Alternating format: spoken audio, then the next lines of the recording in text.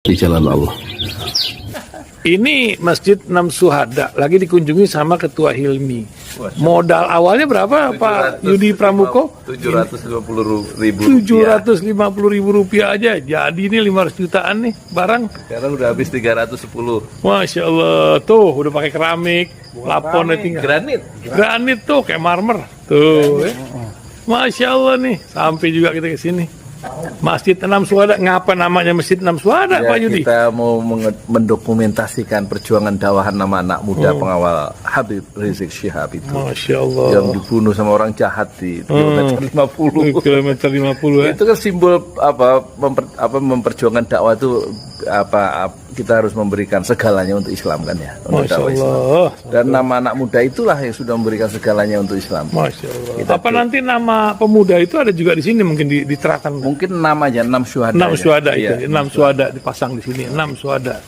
Beb Ali, apa yang dikomentarin dari ini semua, Beb Ali? Masya Allah, luar biasa. Dari uang 700.000, kalau pengen ternyata bisa. Bisa. Allah kirim. Tuh, bisa. Ya, dengan Masya. dengan masuk satu gang kecil, tapi Bapak ini luar biasa. Kecil tuh. Oh, Masya Allah ya. Satu call aja. Masya Allah. Perjuangan Pak Yudi Pramuko, YouTuber sejagat paling tua. Tertua di semesta. Tertua di semesta. Masya Allah. Tukang donat. Tukang donat. Tukang donat dari Paru. Ini saya laporkan dari lapangan ini, langsung dari Masjid Enam Syuhada. Masya Allah. Dan ini dia. Dalam lihat ah. Tuh, lihat tuh masjidnya. Tuh imamnya di situ tuh. Malam-malam lagi kita. Masya Allah. Masih kurang nih. Atapnya katanya transfer aja. Assalamualaikum warahmatullahi wabarakatuh. Saya Yudi Pramuko, tukang donat dari Parung YouTuber tertua di semesta. Saya mau mereaksi ya dari channelnya Realita TV, Sarita Sarinya Berita. Ya. Rumor Kaisang terlibat kasus BTS dalam tanda tanya. Ini kata Ubaidillah Badrun. Ini sudah berapa hari ini? Sudah tanggal 13 Juli berarti 4. Sekarang tanggal 18, 5 hari. Yang nonton 137.661 viewers penontonnya. Kenapa saya mereaksi ini? Pertama, saya akan melatih daya tangkap saya sebagai orang tua yang sudah umur 62, apa masih bisa mengikuti perkembangannya. Kedua, saya ingin menjadi jembatan antara saya yang tukang donat dengan teman-teman saya yang tukang cilok seperti Mail atau Bang Rustam, tukang baslok dan batagor, atau dengan Po Rukiah ya, yang dorong gerobak jualan makanan mateng, atau dengan Bang Junaidi yang dorong udah 25 tahun dorong jualan itu apa namanya, pempek Parung ya, bukan pempek Palembang. Moga-moga saya bisa menjembatani informasi dari orang-orang intelektual ini seperti Ubaidillah Badrun dan Rama Sarita, mempermudah, bukan menerjemahkan, tapi mengantarkan supaya mereka bisa punya pemahaman yang lebih mudah barangkali. Ada latar belakang yang mungkin yang bisa saya komentari, yang bisa saya berikan ya. Dan berikutnya tentu saya akan melakukan co-branding ya dengan orang yang hebat seperti Rama Sarita, supaya nama saya juga ikut keangkat. Melakukan co-branding ya, co-branding nggak usah saya jelaskan ya. Mbak Rama Sarita dan Ubaidillah Badrun dan orang-orang yang terdidik lebih mengerti daripada saya. Saya sendiri nggak bisa menjelaskan. Oke, kita muat ya. Kita klik ya. Bismillahirrahmanirrahim. Assalamualaikum warahmatullahi wabarakatuh. Selamat berjumpa di YouTube channel Realita TV di acara Sarita Sarinya Berita. Ya, kali ini kita menyoroti yang lagi heboh ya. Oh, dia pakai pengeras suara ini ya, apa namanya? Saya pengen punya ini, mahal belinya ya. Pernah beli 400.000 langsung rusak. Kenapa sih? Mereknya apa nih Mbak Sarita nih? Ya. Itu di sini berarti kamera, bukan kamera HP. Kalau ini kan saya pakai kamera HP ya. Jadi nanti yang gambar webcam di sini nanti saya cropping, jadi tinggal layar dari Realita Sarita TV ini nanti yang gambar saya ini saya cropping, saya ganti dengan gambar yang di sini ya. Pengacara Magdir Ismail yang mengembalikan uang sebesar 27 miliar rupiah cash begitu ya ke Kejaksaan Agung. Kalian pernah nggak lihat itu kayak apa wujudnya nih? Uang 27 M itu dibawa tangan nih gitu, segepok-gepok begitu ya dengan bantuan beberapa orang. Nah, yang menarik adalah uang ini terkait dengan kasus korupsi BTS begitu ya. Dia ngasih pengantar dulu ya, bukan ke Ubaidil Badrun, tapi ke penonton yang mungkin belum mempunyai stok berita, belum punya latar belakang tentang kasus yang 27 miliar ya. Kita lihat penjelasan Rahma Sarita ya. Ternyata bukan hanya memunculkan nama Johnny J. Plate, tapi muncul nama-nama besar. Sebelumnya ada nama disebut-sebut nama suami Puan Maharani, Happy, tapi saat ini hilang ya, tidak dibahas lagi. Tapi sekarang yang muncul nama baru lagi ini terkait dengan diperiksanya Menpora Dito Aritejo. Nah, setelah sehari diperiksa, Magdir Ismail ini mengaku mendapat menerima uang sebesar 27 miliar rupiah dari pihak swasta, dikembalikan sebagai uang hasil suap ya, dikembalikan kepada Kejaksaan Agung. Hal ini tentunya langsung dihubung-hubungkan oleh publik ya dengan pengakuan Irwan Hermawan ya, di mana itu adalah klien dari Magdir Ismail yang mengatakan di BAP-nya telah memberikan uang sebesar 27 miliar rupiah kepada Dito Aritejo, saat itu belum jadi Menpora ya, masih menjadi staf ahlinya Menko Equine ya, Erlangga Hartarto. Untuk apa? Nah, di rumahnya di Denpasar. Nah, akhirnya Jalan tentu Denpasar. saja spekulasi muncul ya bahwa uang 27 M ini mungkinkah gitu ya, meskipun tidak disebut oleh Magdir Ismail berasal dari Dito Aritejo begitu ya. Nah, nama Dito ini pun menjadi permasalahan juga ya, karena ada siapa. Tentu saja Dito ini seorang yang muda dan waktu itu belum memegang jabatan yang cukup menentukan begitu ya. Pasti ada orang di belakangnya ya. Disebut-sebut bahwa uang 27 M ini bukan termasuk uang korupsi BTS, melainkan adalah uang suap untuk maklar kasus begitu ya, untuk memuluskan, untuk menghentikan kasus BTS ini. Nah, siapakah orang di balik Dito Aritejo ini yang mampu menghentikan kasus sampai disuap sebesar 27 M? Nah, inilah spekulasi beredar, rumor menyebutkan ada nama Kaisang begitu ya, karena Dito ini memang mempunyai proyek bersama dengan Kaisang di Rans ya, perusahaannya. Di Rans ya, di Rans itu berarti punyanya siapa Rans ya? Raffi Ahmad ya. Kaisang kan salah satu komisaris di Rans ya. Komisaris utama apa ya? Nah, ini kita untuk membahas korupsi seputar istana begitu ya. Bagaimana kita bisa mengungkapnya, mengingat ini bukan kali pertama nama Kaisang Gibran disebut-sebut. Tentu masih ingat dengan narasumber kita kali ini ada Ubaidillah Badrun. Assalamualaikum Kang Ubed. Ya, ini dosen sosiologi politik UNJ, tapi orang lebih banyak mengenal Kang Ubed ini sebagai orang yang telah berani begitu ya melaporkan Kaisang dan Gibran ya ke KPK begitu, meskipun nggak ada kelanjutannya. Ya, saya berharap masih ada waktu untuk dilanjutkan. Ya. Masih punya harapan. Kapan? Pada waktunya. Pada waktu selesai setelah 2024.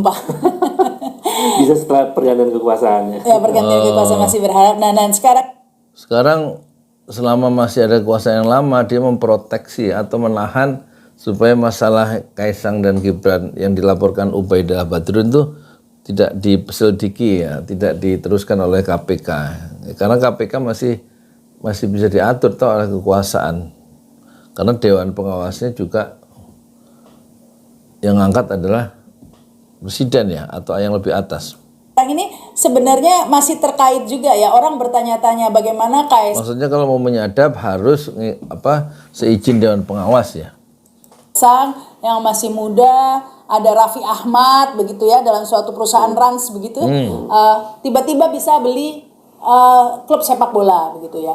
Kalau sebelumnya ada orang Rafael dulu ya dari pajak begitu ya, Flexi, Rubicon, anaknya dan lain-lain langsung dibongkar. Ini bukan Rubicon lagi nih, klub sepak bola dan lain sebagainya. Dan sekarang ada 27 M ini yang dikait-kaitkan. Ini kalau Kang Ubed melihatnya seperti apa? Saya melihatnya ini adalah problem yang sangat serius, Mas. Karena di balik itu kan kasusnya saja misalnya korupsi kan hampir lebih 8 Triliun triliun. BTS ya. Dari 10 triliun proyek, 8 triliun dikorupsi. 8 triliun dikorupsi. Sebenarnya bukan 8 triliun, 8,3 triliun ya. 80% lebih ya. 8,3. Entah kenapa sekarang awalnya 8,3, sekarang muncul di media tinggal 8. Berarti yang 0,3 itu triliun itu atau 300 miliar hilang ya. Artinya proyek itu hanya dijalankan 2 triliun. Angka 8 triliun itu tidak mungkin hanya diambil oleh satu orang. Bacaan pasti Itu pasti ya. banyak kan. Dan ini pasti beredar kemana? Ke mereka-mereka yang punya relasi dengan kekuasaan. Nah, kebetulan yang berkuasa ini kan jejaring dengan pebisnis yang kemudian menjalankan proyek itu ternyata ada kaitannya dengan keluarga dan lain-lain. Nah, kemudian terkait kemudian muncul ada upaya suap untuk menghentikan kasus BTS, saya kira ini persoalan sangat serius. Karena betapa sebuah skandal besar yang merugikan negara itu bisa dihentikan hanya dengan 27 miliar. Nah, persoalannya siapa yang punya otoritas dan punya pengaruh besar menghentikan kasus 8 triliun? Itu nggak mungkin orang biasa. Nah, saya berharap ini kejaksaan sangat serius sebetulnya untuk membongkar ini. Jadi kasusnya 8,3 triliun atau 8 triliun. Tapi coba disuap dengan 27 miliar. Yang kemarin dibawa oleh Magdir Ismail ke Kejaksaan Agung. Dan Magdir Ismail waktu ditanya dari mana uang itu, dia bilang dari pihak swasta, ini inisialnya S, dan akhirnya karena informasinya hanya itu, kemudian Kejaksaan mengejar atau menggeledah kantor Kejaksaan Agung, kantor Magdir Ismail ya. Menurut Magdir Ismail inisialnya S, tapi latar belakang dan asal dari mana, maksud dan tujuannya memberikan uang 27 miliar itu sampai hari ini kami nggak tahu, kata siapa? Kata Kejaksaan Agung. Oleh karenanya pada hari ini juga setelah dia menerima 27 miliar itu, Kejaksaan Agung melakukan pemeriksaan di kantor Magdir Ismail untuk mencari alat bukti terkait siapa yang menyerahkan 27 miliar itu. Penggeledahan kantor pengacara Magdir Ismail, pengacara dari Irwan itu tadi, ya kan?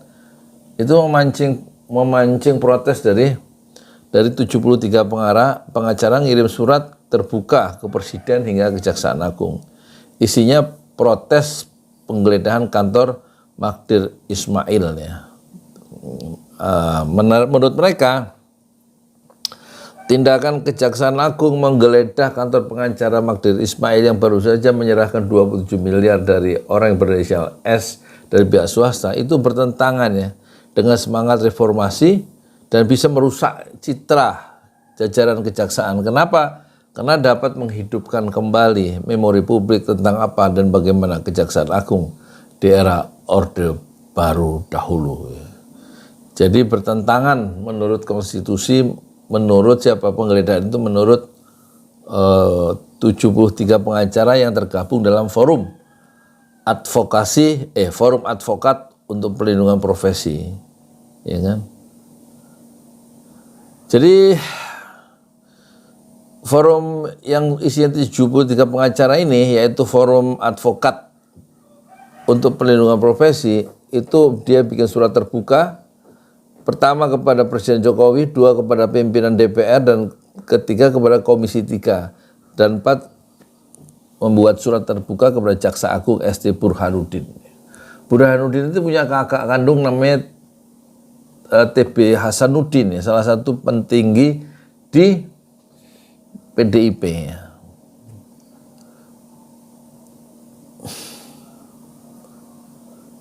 Jadi ini perkembangannya masih berlanjut ya, karena Kejaksaan Agung mengejar siapa yang menyerahkan uang 27 miliar itu. Kita kembali ke ini ya, ke Ubedil Badrun ya. Apa yang mengembalikan 27 triliun itu? Miliar. Tidak disebutkan oleh Tidak Magdir disebutkan. Ismail. Lalu kemudian uang itu diberikan kepada siapa lagi sampai punya otoritas untuk menghentikan kasus. Kalau itu diduga adalah berasal dari Dito sesuai dengan data di BAP itu, maka perlu diklarifikasi, perlu ditanya Ditonya, apakah betul ini uang dari saudara, dari Anda? Kalau Dito mengatakan bahwa iya dari saya, harus dicek, betul nggak itu uangnya Dito? Atau justru uang itu diterima oleh Dito untuk diberikan kepada orang lain yang punya akses untuk mempengaruhi, menghentikan kasus ini. Siapa mereka? Tentu orang-orang yang kenalannya Dito, orang-orang yang dekat dengan Dito kan. Nah, di antara orang yang dekat dengan Dito adalah Kaisang yang punya kekuasaan, yang punya pengaruh besar gitu ya. besar keluarganya. Jadi kalau ada analisis bahwa ada kemungkinan itu Dito sangat dekat dengan Kaisang dan Kaisang dijadikan instrumen untuk menghentikan kasus, itu ada rasionalnya. Tinggal ini pekerjaan kejaksaan untuk membongkar kasus ini. Bisa nggak? Dan saya melihat ini kasus karena sangat besar ya, 8 triliun. Mestinya KPK juga intervensi nih. KPK harus terlibat juga. Kejaksaan harus serius ini untuk membongkar. Apalagi ini jadinya ada 2 kasus ini ya. Pertama kasus korupsi itu sendiri 8 triliun begitu ya. Kemudian ada kasus lagi suap ini ya. Untuk menghentikan itu. Untuk menghentikan terdakwa Irwan ini yang tampaknya Irwan yang mengaku memberikan uang bukan hanya ke Dito, ada sejumlah uang, salah satunya ke Dito 27M begitu diberikan untuk mungkin membebaskan dirinya, mungkin untuk meredam dirinya. Iya, saya kira itu ini kan jadi semacam pola. Pola bagaimana ada maklar kasus di situ. Ada pola bagaimana menghentikan sebuah perkara hukum yang sebetulnya dia harus tidak terjadi hal itu kan. Kalau betul-betul hukum ini betul dijalankan dengan benar di Indonesia. Tapi fenomena itu karena kasusnya besar, 8 triliun dan menyangkut nama-nama besar, termasuk perusahaan yang dimiliki oleh suami dari Puan Maharani, yaitu Happy Hapsoro, ya kan? Dan kalau lihat Tempo online atau majalah Tempo itu uangnya itu atau korupsi 8,3 triliun itu memancar sampai jauh ya. Dan itu kayaknya Kejaksaan Agung akan dibuat dia bebas ya, untuk menyelidiki kasus, tapi seperti bebas yang terbatas, seperti monyet yang bebas bergerak dalam sebuah halaman yang berpagar, gitu ya. Saya tidak mengatakan Jaksa Agung monyet loh ya, tapi seperti monyet yang punya kebebasan bergerak tapi dibatasi oleh pagar di luar rumah. Kemungkinan akan dilokalisir seperti itu kasusnya, dan orang-orang besar itu di luar pagar itu dan tidak bisa tersentuh. Ya kan, karena berbahaya. Kaisang nggak mungkin disentuh kecuali kalau kekuasaan itu sudah meluruh, proteksi politik itu sudah hilang. Proteksi politik itu perlindungan politik terhadap orang-orang yang bermain dalam kasus ini itu sudah nggak ada, kekuasaan sudah berganti. Kemungkinan besar ya kasus ini bisa dikuak kembali atau dibikin terang oleh rejim yang baru, yang sudah memberikan proteksi yang baru dengan cara yang baru terhadap Kejaksaan Agung yang mungkin spiritnya baru, menangani kasus lama sehingga kasus ini bisa terang benderang. Menunjukkan bahwa desas-desus yang mengatakan ada banyak maklar hukum di Indonesia yang bisa menjual belikan perkara itu memang ternyata empirik. Dan buktinya sangat konkret, ada 27 miliar itu. Jadi tidak bisa dibantah bahwa ini banyak maklar kasus dan ini kasus besar. Nah, maka harus dibongkar. Ini meskipun Magdir Ismail sudah membantah ya, mengatakan ini bukan dari Dito kata Magdir Ismail ya, tapi dari pihak swasta. Tapi pihak swasta itu siapa? Bisa siapa saja, bisa dari pengusaha pisang goreng atau esteler atau siapa. Makanya saya tadi katakan bahwa kejaksaan mesti melanjutkan perkara ini, dibongkar tuh dari mana? Pihak swasta itu siapa begitu siapa ya? dilanjutkan selidiki. Kalau kemudian tidak mengaku ya ini bahaya. Jadi memang harus sampai tuntas. Dan saya melihat Kejaksaan Agung ini juga tanggung. Menurut saya memang banyak tanda-tanda yang agak janggal sih yang dorong Kejaksaan Agung ini tidak tuntas nih, Mbak. Jadi seolah-olah kasus ini aktor besarnya itu tidak mau diungkap. Cukup sampai ke tumbalkan saja Johnny G. Plate aja. Nah ini ini memunculkan tanda tanya besar dari banyak pihak, termasuk juga akademisi ya, yang concern dengan Sebelumnya ada isu nama korupsi. disebut-sebut nama suami Puan juga sekarang nggak ada kelanjutannya juga Ya, ya. itu kan kelihatan sekali. Jadi sangat kelihatan publik bisa membaca bahwa kasus ini seolah-olah akan difokuskan pada satu orang. Dilokalisir. Padahal 8 triliun itu nggak mungkin hanya dimakan oleh satu orang. Nggak mungkin. Nah, bagi-baginya kemana? Ini harus Ya nggak mungkin diambil sendiri sama Plate ya. Memang Plate memerintahkan supaya dapat setoran setiap bulan 500 miliar. Kalau 500 miliar selama 10 bulan itu berarti baru berapa? 500 juta maksudnya. 500 juta kali 10 baru 5 miliar. Ya nggak banyak tuh. Dana yang hilang, yang dikorupsi diduga 8,3 triliun. Berarti nggak mungkin masuk ke kantong Plate sendiri. Oleh karena itu Surya Paloh itu waktu saat setelah dijadikan tersangka, Plate dia mengatakan ini harus diurus, dituntaskan, ya, diselidiki korupsi di BTS ini ke utara, ke selatan, siapa saja, ya, ke barat, ke timur, ke kanan, kiri, harus dituntaskan. Karena dia yakin kasus ini menyangkut orang-orang besar di berbagai partai pendukung pemerintah.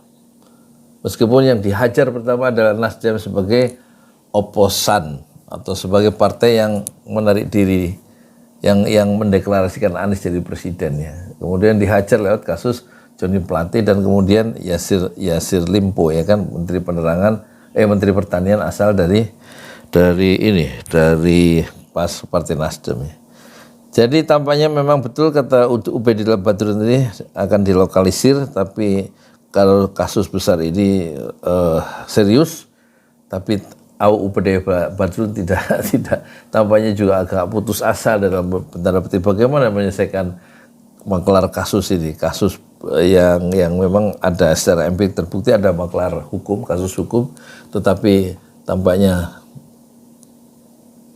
akan mengalami jalan buntu ya, harapan-harapan dari Ubaidillah Badrun, kecuali dia bilang akan ada harapan baru kalau kekuasaan itu berganti.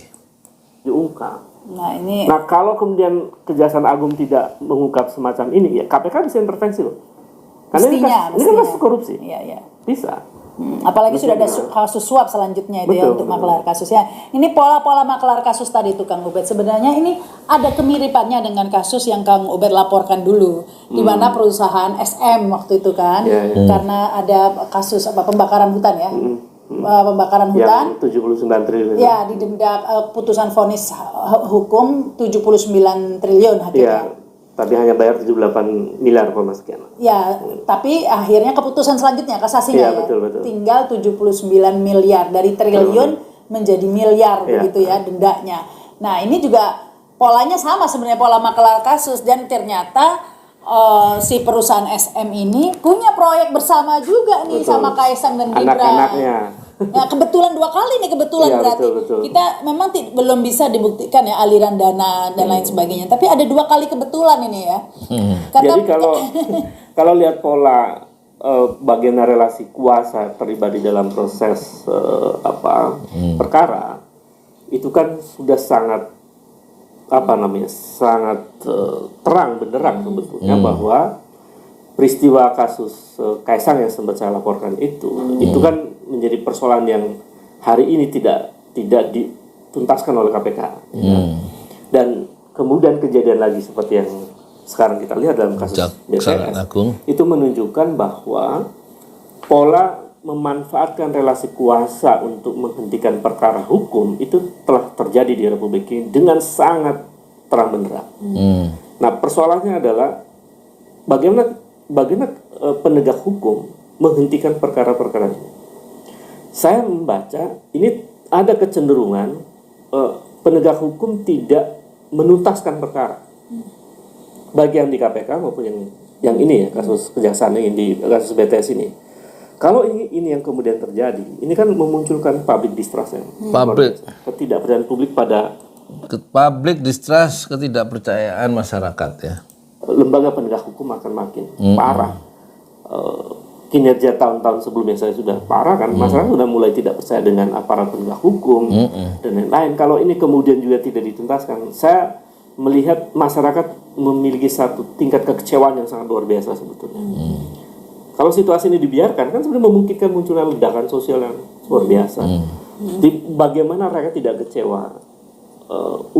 Uang yang susah dicari oleh negara ini, bahkan harus dengan utang, lalu dikorupsi dengan angka triliunan. Saya sempat terbengong-bengong mungkin ya melihat tumpukan uang tadi itu. Ya, itu belum pernah tuh ngelihat tumpukan uang cash 27M dalam bentuk dolar. Iya, saya jadi geleng kepala juga saya. Jadi ini praktek hukum yang memalukan sebetulnya.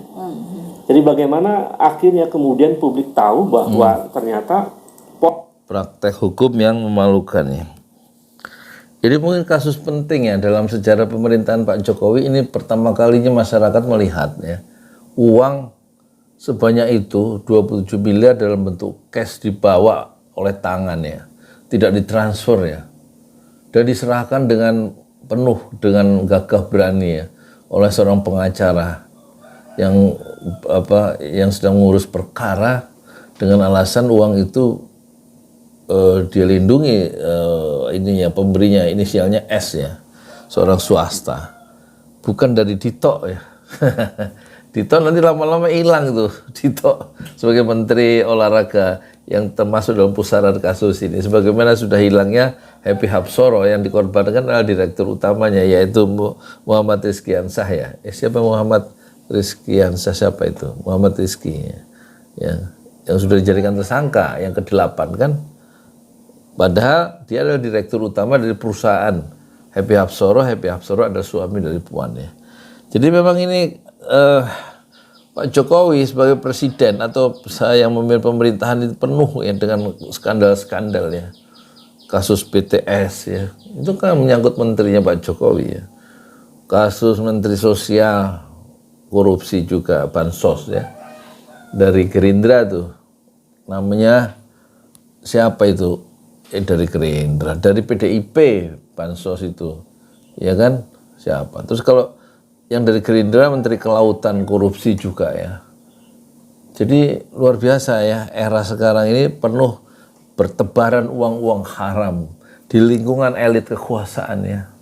Karena mereka memiliki kekuasaan mutlak dengan 8 partai yang digenggam oleh Pak Jokowi, 80% lah. Nggak ada partai yang kritis kecuali PKS Demokrat ya. Karena kekuasaan begitu mutlak sehingga uang itu beredar di antara mereka sendiri, di antara elit itu. Karena nggak ada yang mengawasi. Harusnya kan DPR yang mengawasi mengawasi kinerja dari eksekutif, dari presiden. Tapi fungsi pengawasan di DPR di samping fungsi anggaran dia tidak bisa lakukan karena berhasil dijinakkan ya oleh presiden. Ya, begitulah ya. Pola-pola menghentikan kasus itu ternyata memang terjadi. Nah, meskipun secara secara logika hukum itu memang patut diduga ya melihat relasi kuasa, tiba-tiba punya proyek bareng, tiba-tiba yang ini secara logika hukumnya itu nyambung begitu ya. Tetapi toh sama KPK laporan Kang Ubed yang kemarin itu tidak ditindaklanjuti. Nah, alasan waktu itu apa alasan KPK? Ya sebetulnya ketika saya dipanggil kembali di KPK itu ada pertanyaan ujung yang diskusi kita dengan penyidik itu, kalau ini dilanjutkan ada kemungkinan KPK harus memanggil presiden. Nah sementara undang-undang KPK yang baru itu sulit KPK memanggil presiden karena KPK di bawah presiden, di bawah eksekutif. Jadi saya sih katakan kalau itu memungkinkan dilakukan lebih bagus. Karena kan sebetulnya perkara itu dalam terminologi hukum mungkin Mbak Rahma paham betul tentang trading in influence itu, memperdagangkan pengaruh. Nah, di antara pengaruh dan pengaruh kekuasaan. Jadi dalam kasus yang saya laporkan memang ada perdagangan pengaruh yang terjadi. Bagaimana memanfaatkan pengaruh presiden dalam berbagai proses-proses hukum misalnya, termasuk bagaimana kemudian menggunakan pengaruh presiden, sang anak ini memanfaatkan posisi itu untuk mendapatkan peluang-peluang bisnis dan seterusnya. Meskipun sang anak sendiri bukan pejabat negara waktu itu, begitu ya? Kalau Gibran pejabat negara, Oh iya, Gibran Kaisang. Gibran kan wali kota dan waktu itu dia masih menjadi komisaris utama dari perusahaan itu, kalau tidak salah ya. Dan saya baca masih jadi komisaris. Status di legal di Kementerian Hukumnya masih jadi komisaris saat dia menjadi wali kota. Jadi pejabat negaranya ada situ, ada wali kota, ada presiden, ya kan, termasuk ada duta besar. Gandhi. Pejabat negara. Yang saya laporkan ada semua nama-nama itu. Duta besar Gandhi, yang orang salah satu pengusaha itu Pak Gandhi, duta besar Indonesia di Korea Selatan, punya anak itu kemudian membangun perusahaan bareng dengan Kaisang kalau tidak salah begitu ya. Sehingga perusahaan Kaisang itu mendapat suntikan dana sekitar 90 miliar ya. Jualan pisang katanya. Ya begitulah. Yang bikin Rizal Ramli ngamuk itu. Pengusaha baru kemarin perusahaan jualan pisang dapat dana gampang benar sampai 90 miliar, mesti ada apa-apanya. Itu ada nama yang tadi saya sebutkan, semuanya adalah pejabat negara. Jadi sebetulnya kalau ditanya adakah kasus korupsi dalam persoalan, ya memang korupsi. Nah, bicara soal tadi kan tadi disebut dubes. Saya ini coba memetakan polanya kok hampir sama dengan Dubesnya sekarang diangkat, mungkin sudah selesai dijadikan anggota Wantimpres ya. Wantimpres itu apa sih? Penasihat presiden ya. Jadi udah nggak jadi dubes Korea Selatan lagi, Gandhi putranya dari pengusaha yang bisnis bareng sama Kaisang ya. yang sebelumnya dan yang sekarang. Sebelumnya itu kan memang Gibran ada kasus vonis 79 triliun begitu ya, kemudian menjadi 79 M begitu ya dendanya, dan oleh perusahaan milik perusahaan SM begitu ya. Dan salah satu direksi dari SM itu setelah itu ditunjuk menjadi dubes. Sekarang pun ini kok sepertinya polanya sama. Ditonya jadi Menpora begitu gitu. Apa ini kalau kita cocok logi ini kok kayaknya sama begitu ya? Ya, jadi memang kalau kita analisis tadi kan analisis ini memungkinkan dugaan menjadi sangat kuat ya. Bagaimana kemudian seseorang yang dianggap mampu untuk menghentikan perkara, kemudian orang berjasa menghentikan perkara itu, dan tentu ada transaksi di situ tuh. Setorannya kan miliaran ya, mungkin tidak hanya puluhan miliar, mungkin bisa ratusan miliar, karena angkanya 8 triliun kan totalnya. Jadi maka tentu saja ada transaksi yang penguasa mendapat keuntungan di situ. Jadi kalau bagian dari kekuasaan untuk mendapat keuntungan, tentu orang menjadi maklar itu akan diberi hadiah. Di antara hadiahnya adalah menjadi bagian dari kekuasaan. Itu bisa saja analisnya ke sana. Kemungkinan itu bisa saja, dan pola itu terjadi hadiahnya orang itu dijadikan orang yang didekatkan ya. Kata Fir'aun, kalau kamu berhasil mengalahkan Musa, itu kamu nanti saya kasih hadiah, kamu menjadi orang yang terdekat, orang yang dekat dengan aku, dekat dengan kekuasaan. Orang biasa cenderung nempel, bersandar, nyender kekuasaannya. Nah, Dito itu kira-kira begitu. Kemudian jadi Menpora ya. Mungkin ya diduga mungkin karena dia sudah memberikan satu hadiah, bukan hadiah, satu kontribusi yang besar, sehingga kemudian dia diganjar oleh satu hadiah menjadi menteri, bagian dari kekuasaan. Ini omongannya kan nggak terlalu jelas siapa orangnya. Saya mencoba menjelaskan begitu ya. SM tadi siapa coba SM? Perusahaan SM. Perusahaan yang besar itu loh. Jadi salah satu komisarisnya nggak disebut. Maksudnya Gandhi itu loh.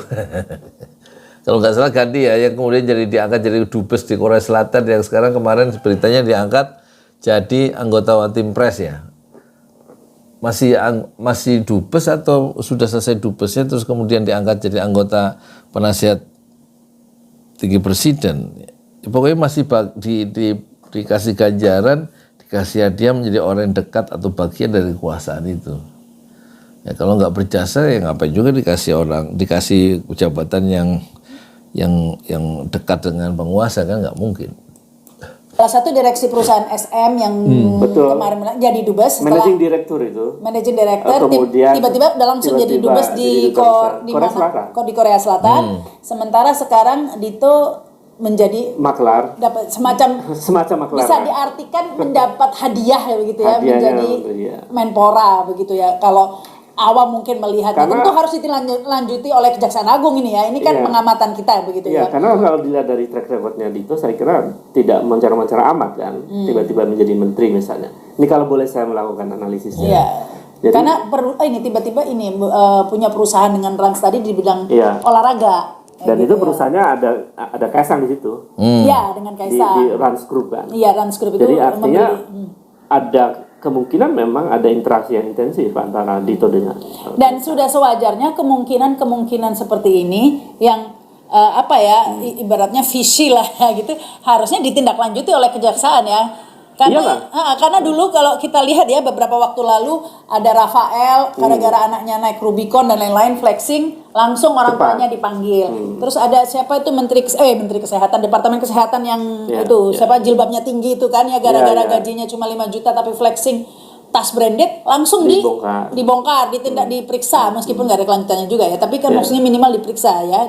Nah ini harusnya begitu banyak yang mencurigakan, harusnya dicari kepastian ini oleh kejaksaan, yang dituntaskan oleh kejaksaan. Saya kira ini PR besar ya dari kejaksaan untuk membongkar kasus ini. Kalau kemudian kejaksaan tidak tuntas, ini membenarkan satu kesimpulan publik bahwa hukum kita tajam ke bawah, tumpul ke atas. Nggak mungkin tuntas ya, apalagi mau pergantian kekuasaan ya.